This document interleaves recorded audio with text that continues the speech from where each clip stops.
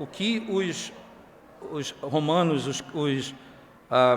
os romanistas, podemos chamar assim, como é que eles argumentam em defesa de uma tese que, para eles, existe uma base para uma tradição extra-bíblica. Então, eles tentam provar que há uma tradição extra-bíblica que vai corroborar com a tese da tradição extra-bíblica que eles têm. E um dos textos que eles vão usar é esse texto de Mateus 2, verso 23. Eu queria que você abrisse a Bíblia comigo lá, por favor. Evangelho de Mateus, capítulo 2, verso 23.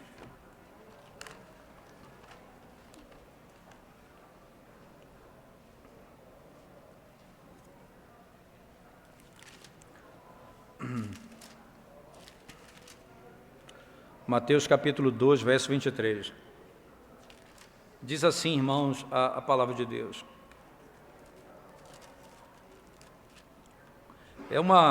É um texto interessante, mas diz assim: e foi habitar numa cidade chamada Nazaré, para que se cumprisse o que fora dito por intermédio dos profetas. Ele será chamado Nazareno. Ele será chamado Nazareno, né? Você sabe como é que os apologistas romanos afirmam acerca desse texto? Irmãos, eles vão perguntar: onde está escrito isso? Onde tem essa informação de que ele seria chamado Nazareno na linguagem dos profetas? Quem foi que afirmou isso, né? Então, o que é que eles vão argumentar? Veja bem, veja o argumento deles, irmãos. Ele diz assim: olha, assume-se que os apologistas romanos, e eles vão afirmar assim, que esse texto refere-se a uma profecia preservada puramente por uma tradição oral, fora da escritura do Antigo Testamento canônica. Então ele diz: olha, essa informação que Mateus dá aqui, ela procede, segundo eles, de uma tradição oral extra-bíblica. E agora ele está utilizando isso para afirmar agora no texto. Você entendeu o raciocínio deles? Essa informação, que aparentemente não está em nenhum lugar do Antigo Testamento, para os romanistas, pertence a uma tradição oral extra-bíblica, daí Mateus se utilizar dela para defender essa tese. Só tem um detalhe, irmãos: isso nunca foi provado, né?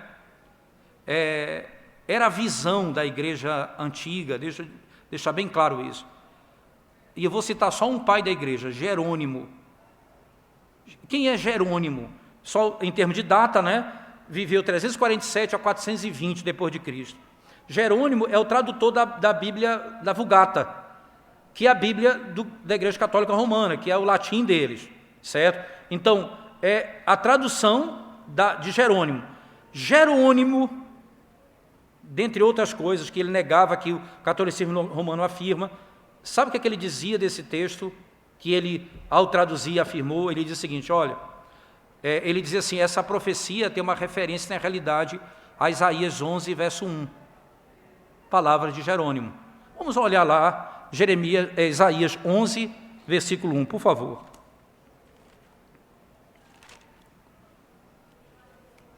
Ele diz assim: olha, do tronco de Jessé sairá um rebento, e das suas raízes um renovo. Preste atenção na análise que ele faz. Ele diz assim: olha, mais uma vez está escrito nas páginas do mesmo evangelista: ele veio e habitou numa cidade chamada Nazaré, para que se cumprisse o que fora dito pelos profetas: ele será chamado Nazareno. E aí continua Jerônimo no seu argumento, né? Veja, quando você analisa esse texto, ele diz, né, você pergunta onde ele tirou essas palavras, né? E se você não pode saber de fato de onde ele tirou essa palavra, deixe-me dizer a vocês que elas estão em Isaías, as palavras de Jerônimo. Deixe-me informar a vocês que elas estão em Isaías, porque no lugar onde nós lemos e traduzimos, certo? Virá aqui alguém, veja o texto: do tronco de Jessé sairá um rebento, ele diz, e das suas raízes um renovo. Ele fala assim: no hebraico está escrito dessa maneira, né? Ele diz, virá da raiz de Jessé e o Nazareno sairá da sua raiz. Que coisa interessante. E aí ele diz assim, é isso que está exposto lá em Isaías 11:1. Veja, é uma discussão teológica importante, mas Jerônimo não vai em nenhum momento imaginar que isso veio de uma tradição extra-bíblica. Ele vai explicar isso no texto de Isaías. Por quê? Porque para ele é uma informação clara, que é bíblica, profética. Então, está nos profetas. A tese dele, irmãos, é simples e clara. Ele vai buscar explicar onde o profeta extraiu, onde Mateus extraiu essa citação do profeta. Ele diz, está lá no texto de Isaías, no capítulo 11. Numa obra que ele escreveu contra Rufino, ele diz assim, né? Eu compus recentemente um livro, ele diz, né, que chama, que na realidade em latim, né, que é uma obra de interpretação, e ele diz assim, na qual eu coloquei que as seguintes passagens do Evangelho são encontradas nos livros dos Hebreus, não é? Por exemplo, eu chamei meu filho do Egito, né, e ele será chamado Nazareno. Entende? Ele escrevendo um livro diz, eu pego esses dois textos, tanto de Mateus 2:23, que nós acabamos de ler, quanto no texto que diz, do Egito chamei meu filho, que se eu não me engano é Mateus 2, verso 15, 2:15, veja, 2:15 e 2:23, Jerônimo diz, esse texto são tirados dos profetas. Continua ele, não é? Como resultado de estudos independentes e investigações exegéticas, chega-se à conclusão dessa realidade, não é? Isaías 11, verso 1 e Números 24:17, eles mostram que pode se referir àquilo que Mateus estava dizendo ali em Mateus 2:23. Vamos lá para Números 24, verso 17. Isso aqui é uma outra análise também estabelecida por ele. Vamos lá, Números capítulo 24, verso 17. Veja o texto comigo, irmãos.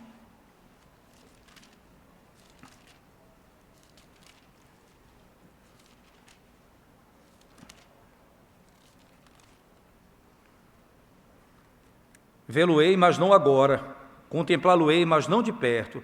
Uma estrela procederá de Jacó, de Israel subirá um cetro que ferirá as têmporas de Moabe e destruirá todos os filhos de Sede.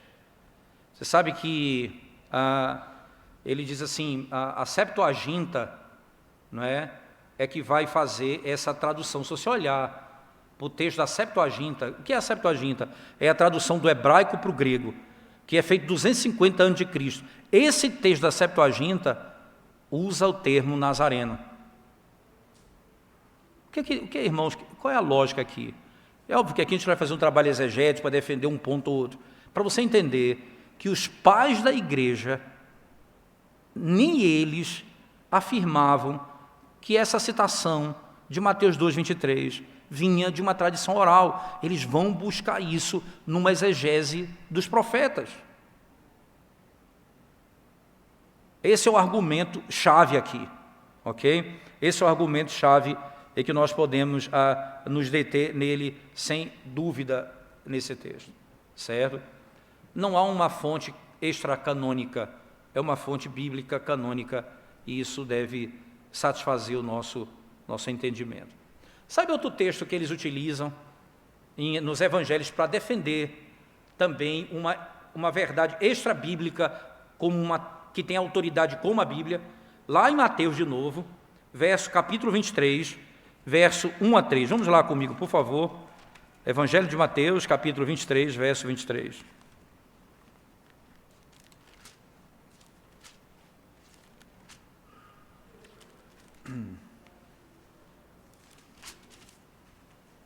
Diz assim o texto, Mateus 23, 1 a 3. Então falou Jesus às multidões e aos seus discípulos.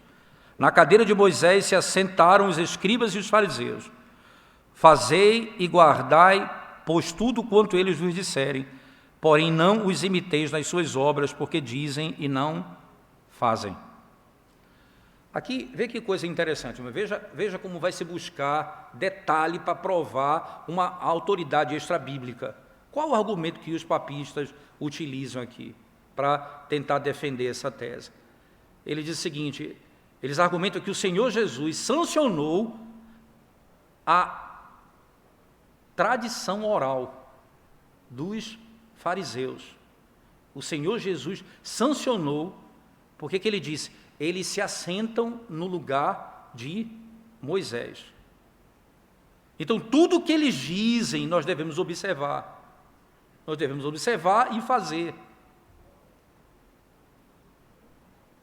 O que Cristo vai dizer no verso 3. Fazei e guardai, pois tudo quanto eles vos disserem, porém não os imiteis nas suas obras, porque dizem e não fazem. Aí ele diz, está vendo? O Senhor Jesus disse, os fariseus se assentaram no lugar de Moisés, e tudo que eles falam tem que ser aceito. Então, está sancionado a autoridade da igreja de poder estabelecer verdades além da Bíblia. Isto é, de autoridade extra Escritura Sagrada. Qual o ponto aqui, irmãos? Esse é um texto complexo, mas importante de ser analisado. Veja, eu não vou abrir todo o texto, mas eu vou citar o texto, você pode anotar e quiser ver depois, pode, sem problema nenhum. Preste bem atenção nos detalhes importantes, certo? Veja como que os fariseus são apresentados no Novo Testamento. E aí você pode levantar 1000 textos, alguns deles, certo? Primeiro, certo? Os fariseus foram condenados por Jesus. E aí, é importante só entender, nesse mesmo capítulo 23, no verso 13, veja assim, ai de vós, escribas e fariseus, hipócritas, porque fechais o reino dos céus diante dos homens, pois vós não entrais, nem deixais entrar os que estão entrando. Jesus condena eles. Segundo, eles, segundo esse mesmo texto, eles não estão entrando no reino de Deus. Eles não entram no reino de Deus e fecham a porta para aqueles que estão entrando. Verso 15, do mesmo Mateus 23, ele diz, os que se convertem a ele são feitos filhos do inferno. Perceba lá, Mateus 23, 15, ele diz assim, ai de vós, escribas e fariseus hipócritas, porque rodeais o mar e a terra para fazer um prosélito, e uma vez feito, o tornais filhos do inferno 2 vezes mais do que vós. Não parece uma coisa muito boa isso, né? Os fariseus não devem ser dar atenção a tudo que eles falam. E aí, ainda, entenda isso, Você vai olhar, se voltar um pouquinho, Mateus 16, versos 6 a 12, Jesus vai dizer aos seus discípulos, cuidado com o ensino dos fariseus. Cuidado com o ensino dos fariseus. Mateus 16, versos 6 a 12, depois você olha lá. Depois, Marcos capítulo 7, versos 1 a 13, você vai encontrar as tradições que eles ensinavam e contradiziam o quê? As sagradas Escrituras. E Jesus diz abertamente, a Escritura Sagrada, ela é anulada por causa da vossa tradição. Marcos 7, 1 a 13. Lá em João 8, 39 a 41, Jesus negou que eles fossem filhos da aliança. O que foi que Jesus disse para ele? O vosso pai é o diabo, em que vocês vivem para fazer a sua vontade. João 8, 39 a 41. João 8, 44, Jesus vai chamá-los de filhos de Satanás, literalmente, A maioria deles rejeitou o Messias, irmãos. A maioria deles foram excluídos da vida eterna e da nova aliança. Ora, você pode adicionar uma lista aí infinita, melhor assim, não infinita porque está restrita ao texto, mas uma lista grande daquilo que era dito de modo negativo acerca dos fariseus. Apenas citando algumas, o Senhor chama hipócritas, outra, guias cegos, tolos, não é? E depois serpentes, depois ele chama ele, não é? Jesus vai acusá-los de assassinato. E Jesus vai dizer depois, seguir o ensinamento dos fariseus, não é rejeitar Jesus como Messias. E, consequentemente, irmãos, veja, ele não está sancionando todas as tradições dos fariseus em Mateus 23:3. Mas ele está dizendo ao povo o seguinte: sigam aquilo que eles ensinam, que está de acordo com a lei de Moisés. Apenas isso. Ele não está dizendo o que eles falarem, porque o que eles falaram foi condenado. O que eles falarem de acordo com a lei, ok. Mas tem um detalhe: o que eles fazem é contra o que eles ensinam. Também não façam aquilo que eles fazem, só o que eles dizem. Simples assim. Aí os romanos vão, irmãos, pegam esse texto para dizer, para provar textualmente que os romanistas, melhor dizendo, eles dizem, há um lugar, aqui está sendo dito aqui, está sendo dado a autoridade para que alguém possa assentar-se e ter autoridade sobre a igreja. Isso não tem fundamento e deve ser repudiado veementemente pela igreja, né? Veementemente pela igreja. Vamos pegar outro texto, por favor.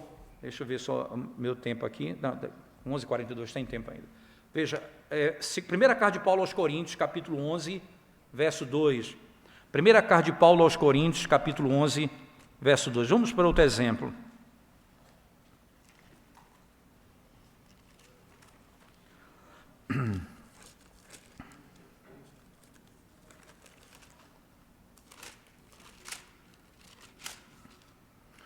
De fato, eu vos louvo, porque em tudo vos lembrar de mim e retendes as tradições assim como vou-las entreguei, né? Como eu as entreguei.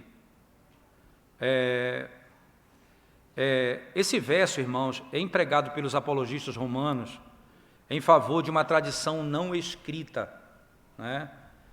No contexto, o apóstolo Paulo explica que essas tradições, em termos do papel do homem e da mulher no culto, e corrige a prática dos coríntios na observação da ceia do Senhor. 1 Coríntios 11, verso 17 em diante.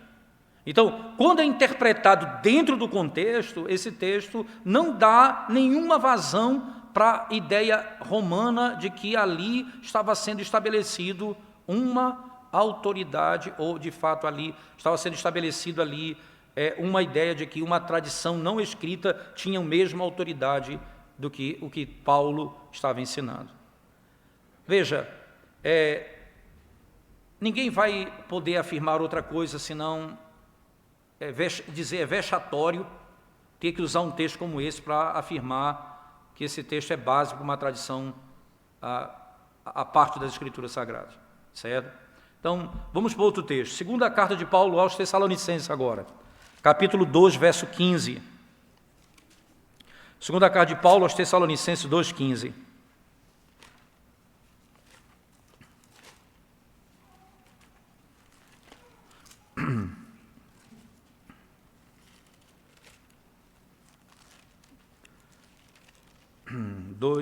Diz assim o texto sagrado: assim, pois, irmãos, permanecei firmes e guardai as tradições que vos foram ensinadas, seja por palavra, seja por epístola nossa, seja por uma coisa ou pela outra. Os apologistas romanos, eles usam esse texto frequentemente quando eles querem rejeitar o princípio do sola escritura, certo? O que eles querem provar é o seguinte, né? Se nós nos mantivermos apenas nessas tradições entregues nas Escrituras, então, nós não recebemos a plena e completa revelação. Qual é a plena e completa revelação? A que foi entregue no texto e pela tradição. Ele diz, se eu pego apenas o texto, eu não tenho toda a revelação.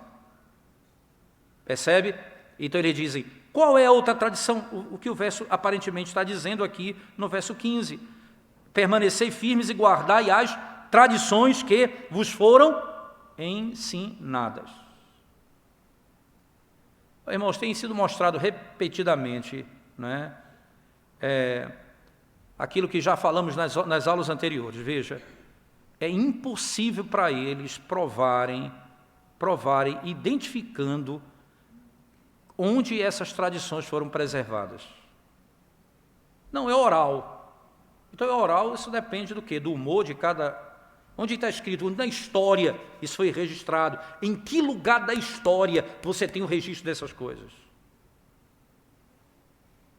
Parece que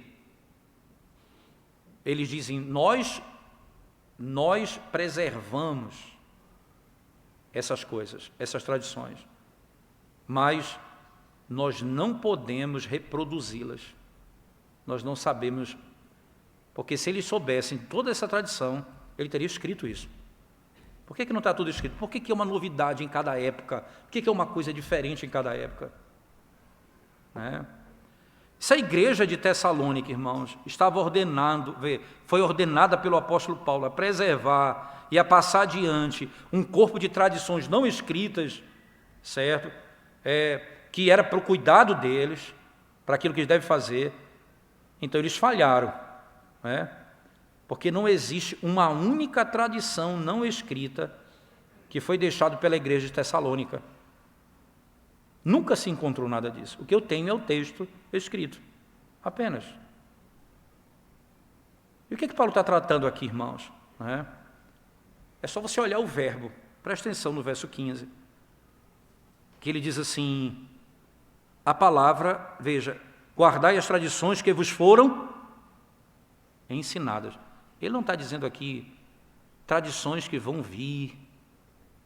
Ele já foi dito para vocês. Já foi revelado a vocês aqui. E como é que eu sei disso, irmãos? Vamos recuar um pouquinho no capítulo 2, verso 13 a 17. Vamos ler toda a seção e veja. Entretanto, devemos sempre dar graças a Deus por vós, irmãos amados, pelo Senhor, porque Deus vos escolheu desde o princípio para a salvação, pela santificação do Espírito e fé na verdade, para o que também vos chamou mediante o nosso Evangelho, para alcançardes a glória de nosso Senhor Jesus Cristo. Assim, pois, irmãos, permanecei firmes e guardai as tradições que vos foram ensinadas, seja por palavra, seja por epístola nossa. E aqui entende, eles usam a palavra e epístola como sendo a tradição que é entregue, seja oral ou seja escrita. Aí veja o 16, ora, nosso Senhor Jesus Cristo, mesmo e Deus, o nosso Pai, que nos amou e nos deu eterna consolação e boa esperança pela graça, consolem o vosso coração e vos confirmem toda boa obra e boa palavra. O apóstolo Paulo está dando graças ao Senhor, veja, por quê, irmãos? Qual é a razão dele dar graça ao Senhor? Segundo o contexto, o apóstolo Paulo está escrevendo acerca de ensinamentos básicos do Evangelho que ele entregou a eles, que foi dito a eles. Então, o que Paulo está falando? Veja, aquilo que eu falei e aquilo que eu escrevi. Entende? Aquilo que eu disse para vocês e o que eu escrevi. A palavra de Paulo não é, ele tem uma tradição que está passando por cima, não. Eu preguei para vocês o que é o Evangelho. Foi que eu ensinei para vocês Cristo. Foi que eu instruí vocês. Na verdade, eu ensinei para vocês. E também escrevi. Eu também escrevi. O que eles devem fazer, irmãos? Eles devem manter essa tradição do Evangelho. Verso 14. Olha o verso 14.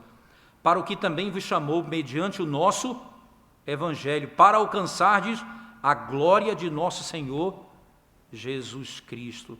Então, na face dessa apostasia escatológica e da decepção que chegaria no futuro. Como é que eu sei disso? Se você for para o capítulo 2, verso 1 a 12, é o que Paulo vai tratar. Há uma apostasia. Ele diz, se mantenham firmes. As tradições aqui são, na realidade, a referência à mesma mensagem entregue de modo diferente. Como que essas mensagens foram entregues? Por carta e falada. O que Paulo está dizendo, irmãos, eu entreguei a carta, eu entreguei essa mensagem de duas formas. Por palavra e escrita. Ele não está falando que tem duas maneiras de revelar. Eu entreguei falando e entreguei escrevendo. E, literalmente é o que o texto está dizendo. Né? Aqui não são dois métodos de entrega, ou melhor, não são duas fontes de verdade, não. São, na realidade, dois métodos de entrega da mesma verdade. Por que eu sei disso? Porque na tradição defendida pelo romanista, há uma ideia de que você tem verdades que estão sendo reveladas passo a passo. Um exemplo disso, 1950, foi o dogma da Assunção de Maria. Então, até então não existia isso. 1950. De onde veio isso? É uma tradição de onde? Entende? Então, Paulo diz, a tradição que eu vos entreguei, que eu vos ensinei. Então, não é alguma coisa que vai acontecer, não. É algo que foi dito a eles e como eles deveriam viver. Né? E a explicação, irmãos, é simples. Né? Os tessalônicas, eles se alegravam nos benefícios de assentar sobre o ensino dos apóstolos. Né? E a única certeza de uma tradição apostólica que permanece hoje, né, é aquela que foi comunicada pelo que foi escrito, que está aqui no texto sagrado.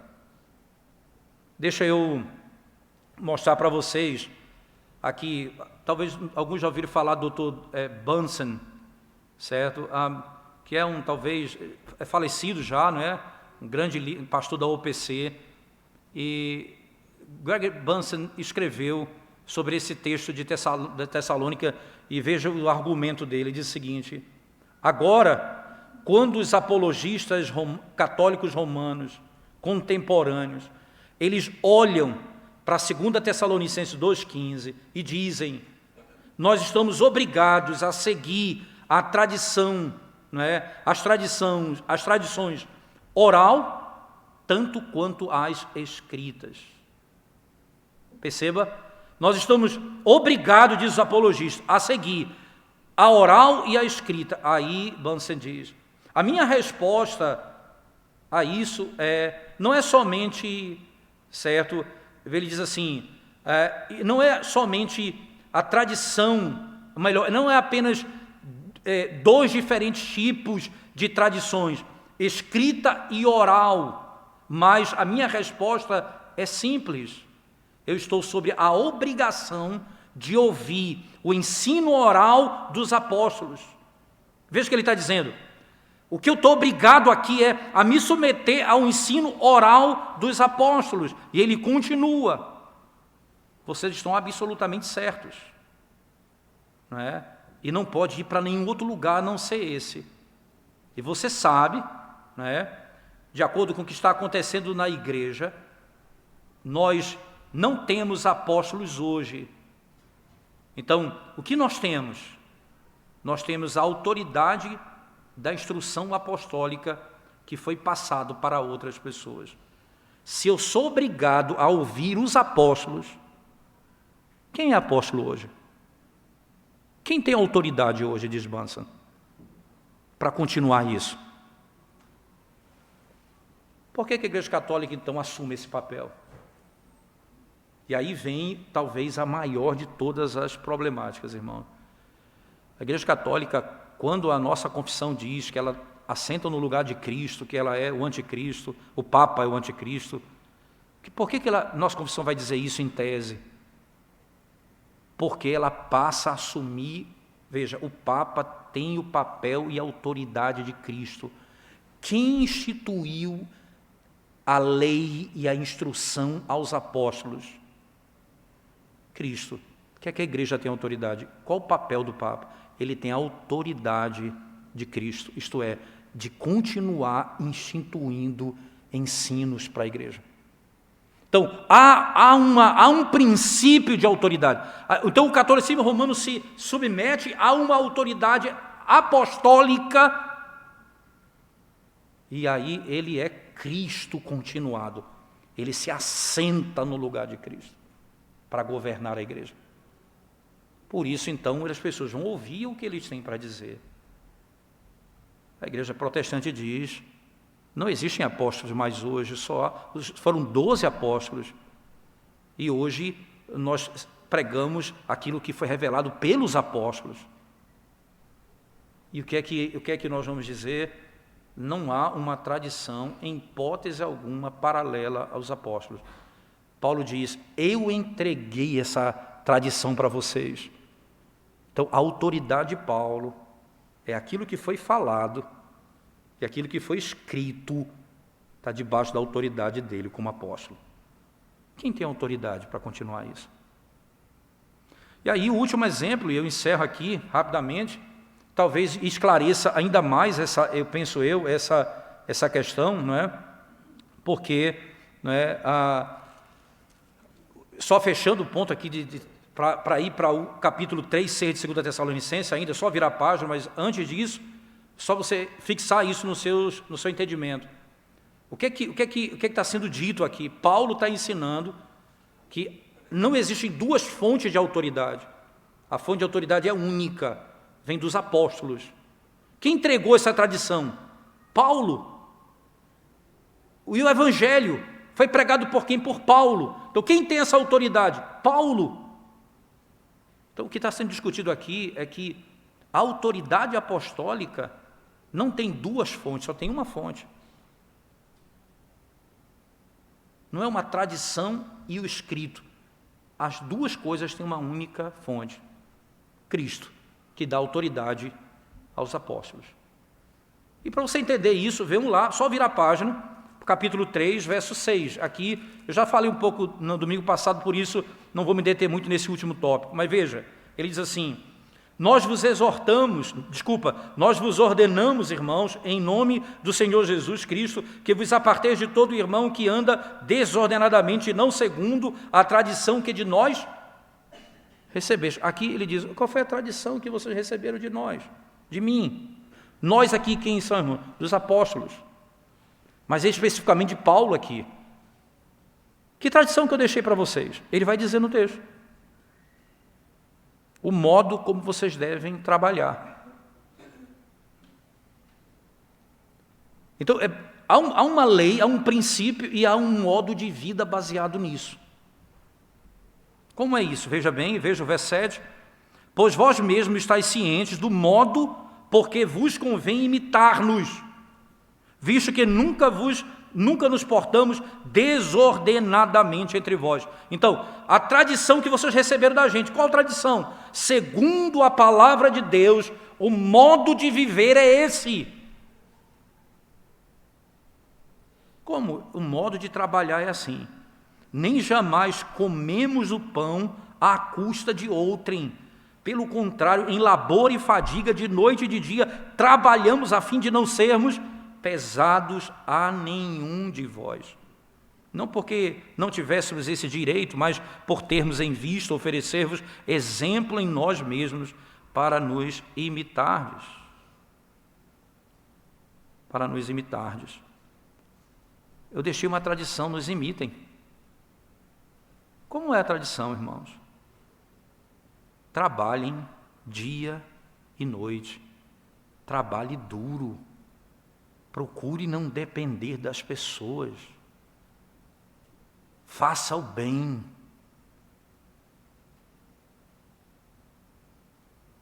Paulo está dizendo: e se afaste daqueles que vivem uma vida sem trabalho, que podem trabalhar e não trabalhar. Ele vai dizer até, eles são nossos irmãos, mas eles têm de ser exortados. a procurar viver segundo a tradição que eu vos deixei. Não é algo que virá, está lá escrito, a tradição está lá escrita, o modo como eles devem viver. Não é algo que vai chegar posteriormente, irmãos, em hipótese alguma. É aquilo que está posto no próprio texto, né? É o que nós temos no próprio texto. Ora, que tradição seria essa? O texto diz no verso 6, nós vos ordenamos. E 2 Tessalonicenses 2,15 diz, nós vos ensinamos, que nós entregamos. Isso foi ensinado pelos apóstolos, instruído pelos apóstolos. Isso é autoridade apostólica. Essa é a autoridade apostólica. De extrair implicações do modo de vida com base na própria lei. Não é uma fonte diferente de autoridade. Você vai pegar um outro exemplo que não usa a palavra tradição, mas eu vou dar exemplo. Quando Paulo fala, por exemplo, do casamento, ele diz, não é a lei que diz, eu digo, não o Senhor. O que Paulo está querendo dizer com isso? Ele está dizendo que não há uma prescrição na lei para isso, mas com base no princípio da lei, a implicação é essa. Então, ele está dizendo o significado disso, o modo como deve ser vivido. Então, a tradição, a implicação, o comportamento, o modo de vida é extraído do próprio Evangelho. Ora, por que Paulo vai fazer isso em outros lugares? Por exemplo, marido ame sua esposa, como Cristo amou a igreja. Ele extrai um princípio de um modelo para a vida. E o modelo qual é? Cristo. Quer ver outro modelo? O modelo da liderança. Quando ele diz assim, no meu reino não é assim, diz o Senhor Jesus Cristo. Quem quiser ser grande, seja menor, quem quiser ser maior, seja servo de todos. Assim como eu, que não vim ser servido, mas servir e dar a minha vida em resgate de muitos. O Senhor Jesus mostra que, a partir da sua obra, há um modelo de vida. E é isso que Paulo aqui afirma com tanta clareza. Sabe qual é a moral? Sabe qual é a tradição? A ética do trabalho. Não é nada que vai acontecer, nada contrário à revelação. O significado de tradição no Novo Testamento, irmãos, nunca vai dar base para a ideia de uma fonte paralela à Sagrada Escritura. No texto 2 Tessalonicenses 2,15, palavra e texto, ele está se referindo à mesma verdade, ensinada através do discurso e através da escrita. Aqui, a tradição é a ética produzida pelo conhecimento da verdade, no trabalho, como você deve trabalhar segundo aquilo que foi revelado nas Sagradas Escrituras. Esse é um aspecto importante, não é, da nossa análise, que para a gente é fundamental aqui, irmãos, essa percepção textual de que eles tentam usar a Bíblia para negar a ideia de que a Bíblia é suficiente. Eles tentam usar a Bíblia para que ela não seja suficiente. E daí as lutas hermenêuticas e interpretativas é para mostrar claramente que a análise que eles fazem não tem fundamento sólido em nenhum lugar das Escrituras, muito menos na história. Não é? É só relembrarmos da nossa primeira aula, nossas duas primeiras aulas. A pergunta-chave que deve ser feita a eles já deu tempo de transcrever todas as bases e fundamentos das tradições que vocês têm e onde elas são encontradas na história. E não há registro de nada disso. É impossível para eles fazerem isso. Isso depende dos homens, não depende em nada da própria palavra de Deus. Tá certo? Na continuidade das aulas nossas sobre esse tópico, nós vamos falar, irmãos, ainda da tradição, à luz das Escrituras, mais um pouco, agora numa outra reflexão sobre esse tema. E sempre agora, nós vamos fazer isso a próxima semana, lendo também alguns pais da igreja, como lemos apenas Jerônimo agora, mas na próxima semana a gente vai ver os pais da igreja combatendo o pensamento do romanismo, como os pais da igreja são contrários àquilo que os próprios romanistas defendem como sendo fruto do pensamento dos pais da igreja. É um erro em cima do outro erro, tá bom? Nós vamos fazer isso no próximo domingo, se Deus nos permitir. Vamos orar e vamos encerrar a nossa reunião hoje, nosso estudo, e logo mais à tarde, às 5 horas, estaremos de volta. Hoje haverá Santa Ceia do Senhor. Vamos orar ao Senhor. Senhor, muito obrigado pela bênção de podermos estudar mais um pouco da Tua Palavra e encontrarmos, Senhor, fundamento para andarmos confiantes, seguros na Tua lei, na Tua Palavra, como até mesmo ouvimos na exposição da Palavra do Senhor hoje, como é a Tua Palavra fiel, ela é verdadeira, ela é segura, ela tem poder para mudar a nossa vida e transformar a nossa vida. Isso deve ser, Senhor, sem dúvida aquilo que nós devemos buscar de todo o nosso coração, como igreja de Cristo Jesus.